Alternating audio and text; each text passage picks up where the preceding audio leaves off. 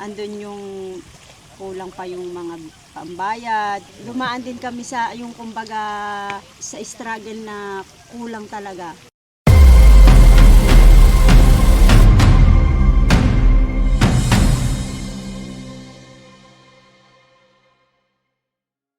Magandang araw mga kwentuhan. At kumusta na kayo? Today, samahan niyo ako at kilalanin natin ang ating mga special guest dito sa panibagong episode ng Kwento Mo'y Kwento Ko. Kasama na natin ang ating mga special guest for today. Pakilala naman muna kayo. Ay, magandang hapon po sa inyo lahat. I'm Emily Pineda And I'm Christopher Pineda. and we are the Music Flair, aka Sweet Notes po ng Milan dito. Yun. Taga saan kayo sa atin, Emily? Taga Lemery, Batangas po ako. Ikaw naman? Ako ay Tubong Balayan, Batangas, pero sa laking Lemery, Batangas. So Batangueña. Batangueño at Batangueña ang ating mga guests for today. Pure percent Batanggen. Yun, Batangueño. Anyway, ilang taon na kayo dito sa Italia, if you don't mind me asking? Almost 20 years na po ako. Nauna ka ba? Nauna po ako, then Ikaw, Tuper? Ako ay 15 years na. 15 years, 20, talagang mga batikan na kayo dito sa dito ba ang first country niyo sa Italy? ako, first country. First country ikaw din, pero so anyway, maraming salamat sa pagpapa-unlock niyo dito sa ating kwentuhan ngayon, no. Matanong ko lang, Emily, ikaw na ang unang kong tatanungin. What made you decide na maging isang OFW? Bakit ka nag-abroad? Sa akin pong palagay kaya po ako nag-abroad dahil po para matupad ko yung aking mga dreams sa buhay. Okay. Valid.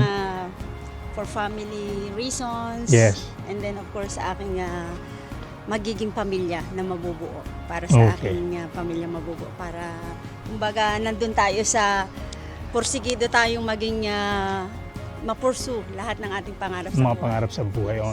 Usually naman, halos lahat ng mga kababayan natin na nag-a-abroad talagang nandun yung isip na gusto ko matupad yung pangarap ko para sa magandang Sobrang buhay. hirap, sobrang sakripisyo, pero worth it naman. Ayan, oo, tama yan. Ikaw, Tuper, ano naman ang motibo mo at bakit ka naman nagpasya o nag-decide na maging isang manggagawang Pilipino sa abroad?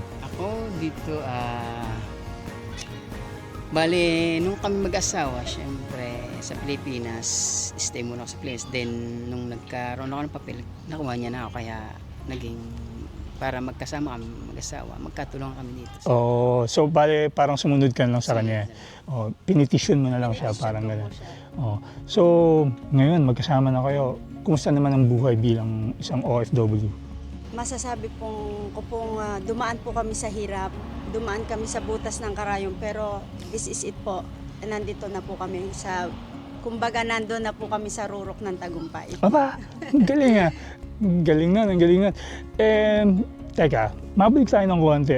Kasi, syempre, bago naman kayo naging OFW ano yung naging buhay nyo sa Pilipinas bago kayo nag-decide o bago kayo naging OFW? Ako ay isang nurse sa atin. Nurse? Nagtatrabaho po ako Really? sa ospital, sa Little Angels, sa mga bata po yun. So parang children's hospital. Pagmamayari po ni Dr. Makababad. Yun, shout out kay Doc. Ayan, sa aking napakagandang doktor at saka napakapogi kong pong doktor. Makababad, yung mag-asawa po. Love na love ko po yan. Pag nauwi po kami talagang hindi Talaga. nakakalimutan. Oh, that's good, that's good. Ikaw naman, Tuper, anong buhay mo noon nasa Pilipinas? Dati ako ay nag-aaral pa, kinuha kong course ay education. Dahil Okay. Sa parte ng pamilya ko, puro mga nagtapos ng mga teacher. So mga teacher sila. Teacher na rin ako. Gusto mo na rin maging teacher, parang Teacher gano'n. na rin, gusto na rin aking mga magulang. Pero Oo. nakatapos naman din, nag-exam hindi pinalad. Ako'y nakapag-asawa, din doon na nagsimula. Pinuha niya na ako dito.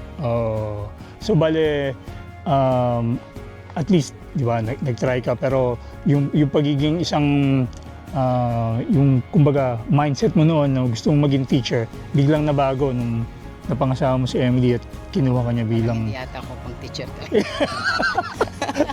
pang singer ka. Ayun, tama. Nakita siguro ako, kaya nag-ibang isip. Oo, di ba? Medyo nabago yung kanyang mindset, kumbaga, ano. Nabago yung Kumbaga, kanyang pag-iisip. Oo, dito na lang ako sa mukhang principal. Di ba? Parang gano'n. So, yun, Emily, nako, alam naman natin na dito sa Milano, kayong dalawa, halos, sabihin na natin kilala na. Di ba? Kasi madami na kayong mga events na para sa mga kakwentuhan natin na hindi nakakaalam, sila po nakilala dito sa Milan bilang mga host Singer.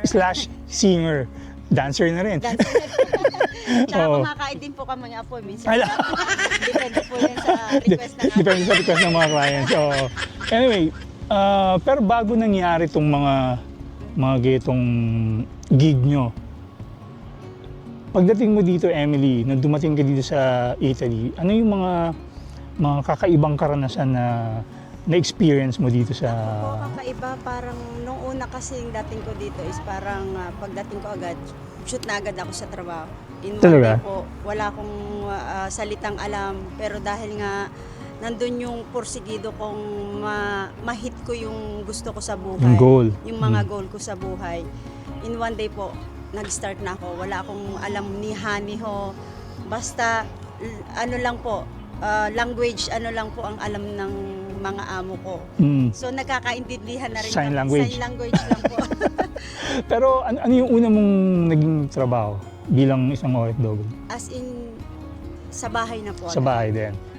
Bale, parang katulad ng mga karamihan ng ating mga kababayan nga na pag dumating dito sa Italy o sa ibang bansa, usually dun muna nagsisimula yung pagiging kasambahay. Pero nung punta ka ba dito, may papel ka na? Legal? Ang aking dati, illegal po ako in 5 years. 5 years. So, paano ka nakapunta dito? Anong ginamit mong... Bali, yung kapatid ko po, siya yung kauna-unang lumabas ng legend ng 2006 ng hindi naman siya sanatorya ano bang tawag doon? Parang direct hire din. Direct hire po. Oo. Siya yung kauna-unang lumabas. So natakot siyang umuwi, baka hindi makabalik. So dati uso yung baklas. Oo. Yung Baklas yung document. fake na passport. Fake na passport. Oo. So isushoot lang yung aking picture. doon. Pero all information is para sa kapatid ko. Kaya po ako nakapunta dito dahil sa kapatid ko.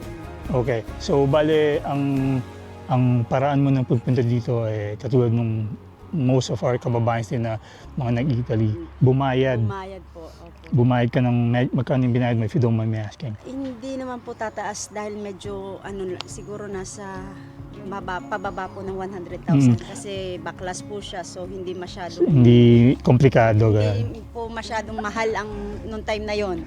Yung 20,000 sa agency is malaki na po. Anong pakiramdam nung alam mong illegal yung pagpasok mo dito nung papaalis ka na? Hindi ko maipaliwanag yung nararamdaman ko. Nandun yung takot. Pero sabi ko nga, pag meron kang gusto sa buhay mo, talagang yung yung tibay ng loob mo, ibibigay mo. And then laging kapit sa taas. Kaya talagang nananalangin ako na ng taim-taim habang naglalakad ako, pagkausap ko yung mga nasa harap ng mga yung tawag Immigration. yung immigration. Oo. Talagang as in Confident ka? Confident at saka parang wala. Okay, akin yan. Oo, Kumbaga, ganun. tama. Tapos ay taim-tim na dasal. Habang ini-interview ka? Interview ako, andun yung pinapasok ko yung taim-tim na dasal para at least hindi ako masyadong kabahan. Yes. So, nung nakalampas ka na, Nung nakalampas ako, parang inom ako ng tubig. And then, thanks God. Ito na po. Pero hindi ko naman akalain na ganun kahirap. Pero sabi ko nga, pag may mga goal tayo sa buhay, kayang-kaya natin yun. yes. At least tong si Tuper nung dumating dito, walang problema kasi petition ka, legal kang Legal, pumasok as in dito. 100% legal. Diba? So, ano naman pakiramdam nung nakarating ka na dito? Mula nung dumating ako. Nung dumating ka. Medyo, siyempre may ninibago ka dahil bago dating ka dito sa Milan.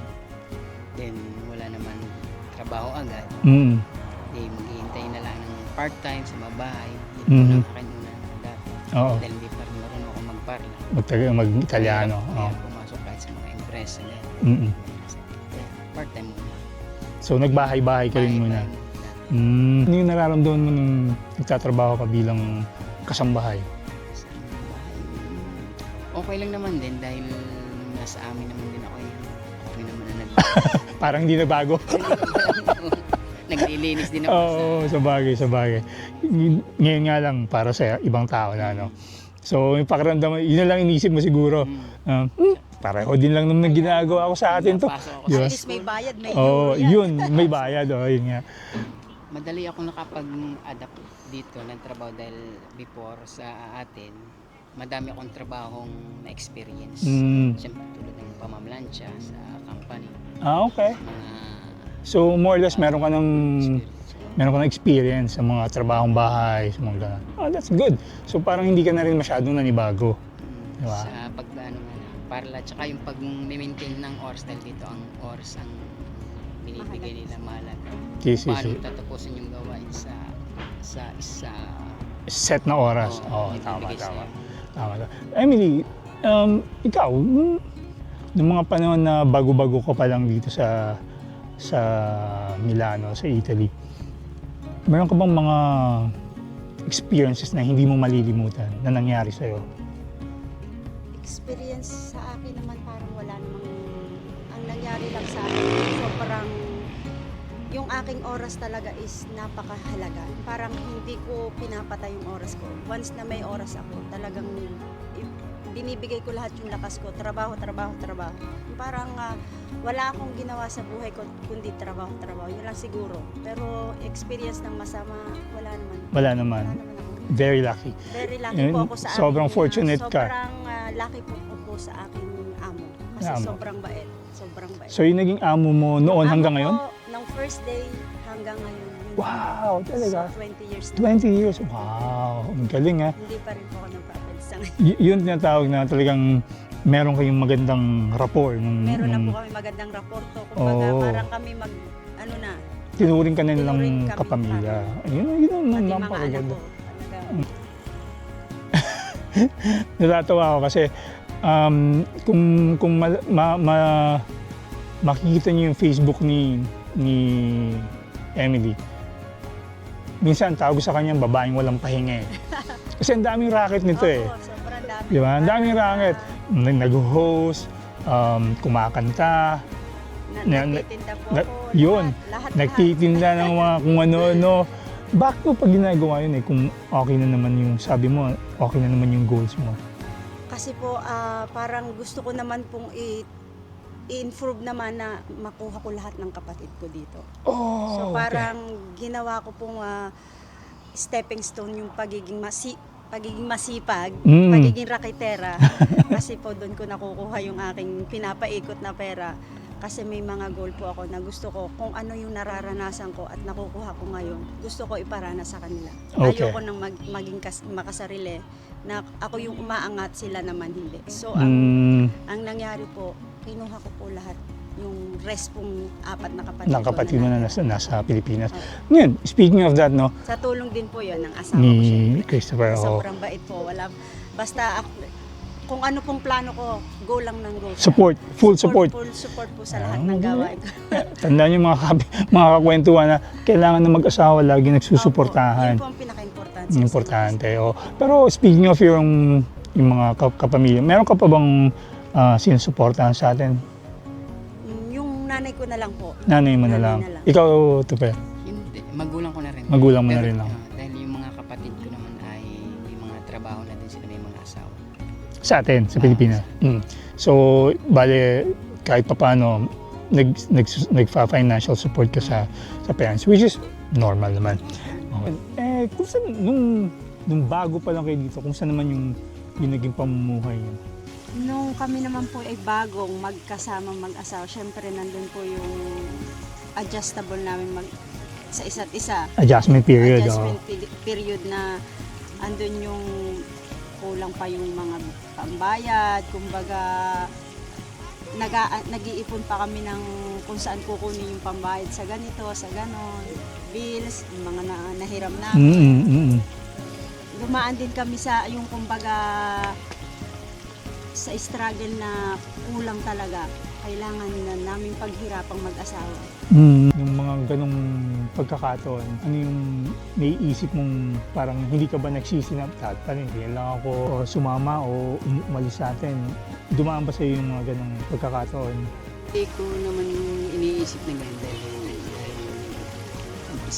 umpisa pa naman ginusto ko ito.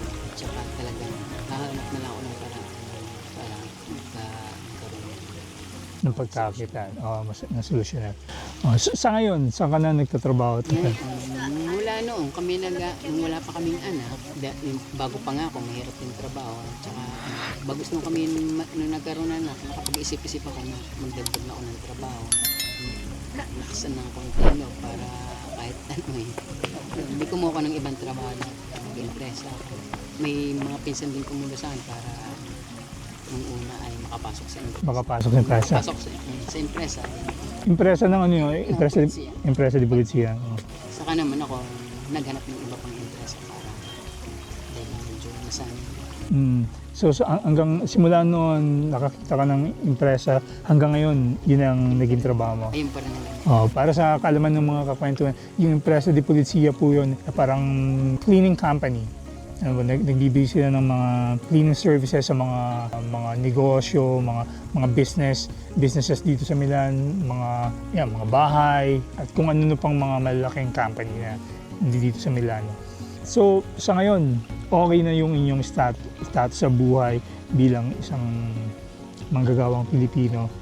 Ano naman yung mga balak nyo pang gawin in the next 5 to 10 years bilang isang OFW, bilang manggagawang Pilipino? Siguro sa amin is yung importante is savings. Yun. Kasi pag tumanda na kami, naglakihan ng anak namin, hindi na natin kaya yung Magtrabaho. maniningil na rin ang Katawan. natin sa ating kasipagan nung unang kabataan natin. So, pinaka-importante sa ating OFW, yung savings talaga.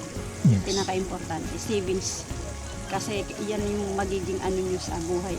Magiging partner nyo na sa buhay mag-asawa kasi lahat na hindi mo na kaya magtrabaho. Oo. Napaka-importante nun. Savings. Oo, napaka-importante kasi parang retirement fund, kumbaga.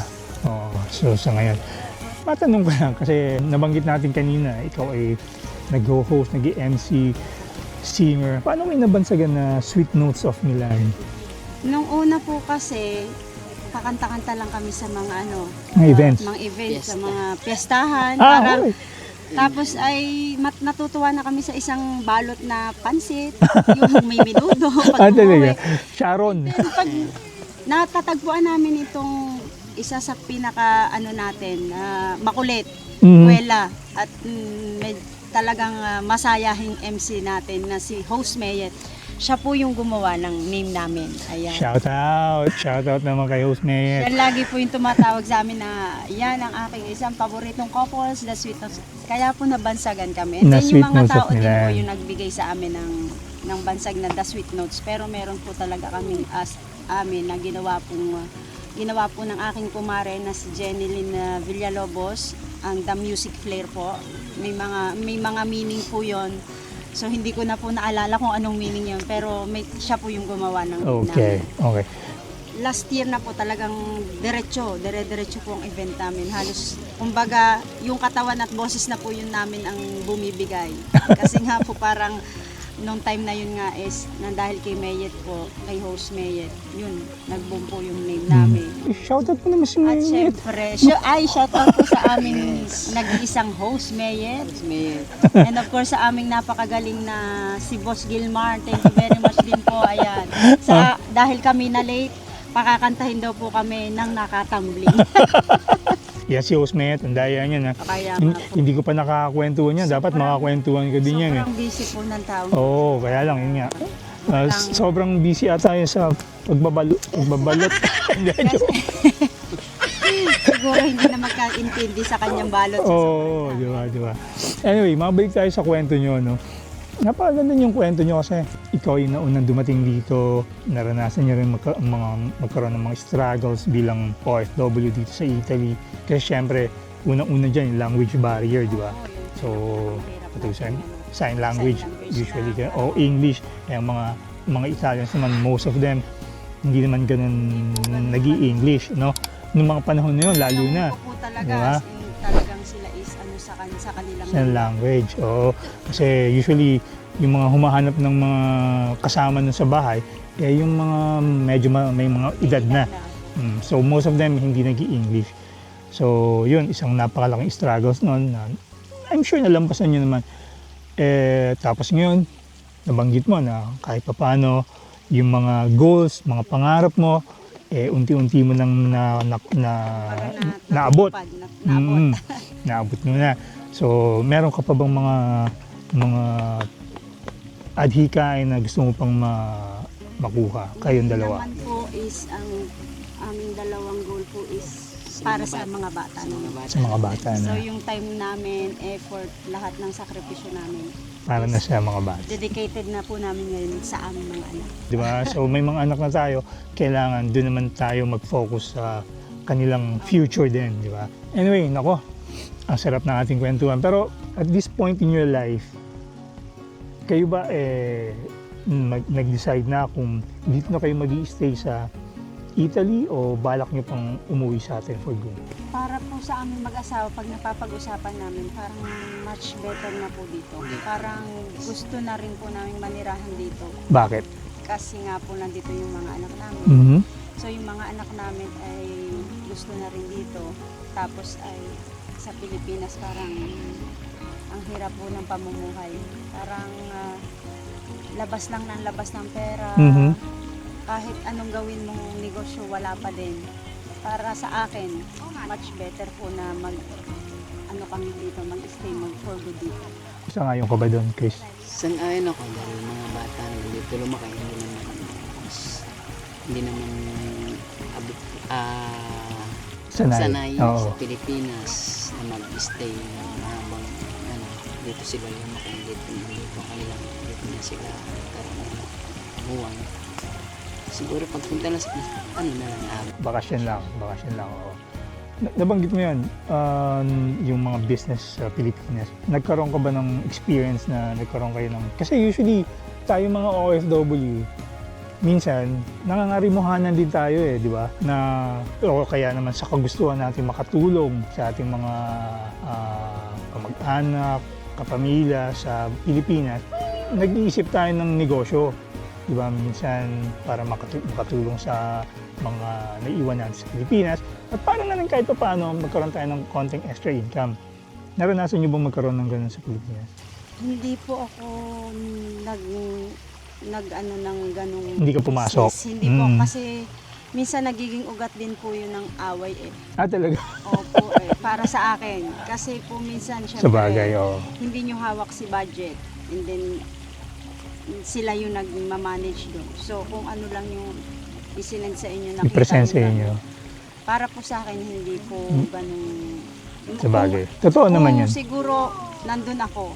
Siguro, madami akong may isip ng negosyo dahil ang utak ko laging negosyo kita. Gusto ko Dito pa nga lang uy, order kayo sa kanya, sarap. Ng mga binibenta niya. Tingnan niyo yung Facebook niya. missing alin po tayo, pansit, chocolate. Ang dami niya binibenta. Ayun. Anyway, nako. Okay na.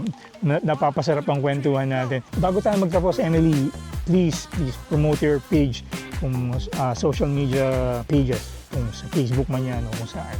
Ayan sa mga gusto po mag-avail ng mga hosting, singer po, just follow us Facebook page po, Emily Pineda. Together po with my husband, kami po pula ulit ang The Music Player Aka Sweet Tones po ng Milan. Ayan, sa mga gusto pong mag-avail, PM nyo lang po ako and just click the link po below. Ayan. And of course, thank you very much kay Sir Eric na malupit. Naku naman. Mar, thank you very much po. Ayan. Ayun, Maraming salamat po. So yun mga kakwentuhan, marami pa sana kayong pagkukwentuhan, kaya lang medyo naiinip na yung mga bata. Gusto nang pumunta doon sa mall. Anyway, yun, nako, maraming salamat Emily, Christopher, sa inyong time na kahit paano na-share nyo sa ating mga viewers ang konting kwentong OFW nyo. So yun mga kwentuhan, lagi nyo tatandaan bawat OFW may kwento. Kwento yan ng mga paghihirap at mga karanasan nilang hindi natin nakikita sa social media. Don't forget to like kung nagustuhan nyo ang video ni Emily at ni Christopher. And please, subscribe na rin po kayo and follow our pages sa lahat ng social media namin ng Kwento Mo, Ikwento Ko. Hanggang sa muli mga kakwentuhan, and Thank you very much po. God bless to all. God bless. Maraming salamat. Salamat sa inyo. Thank you po.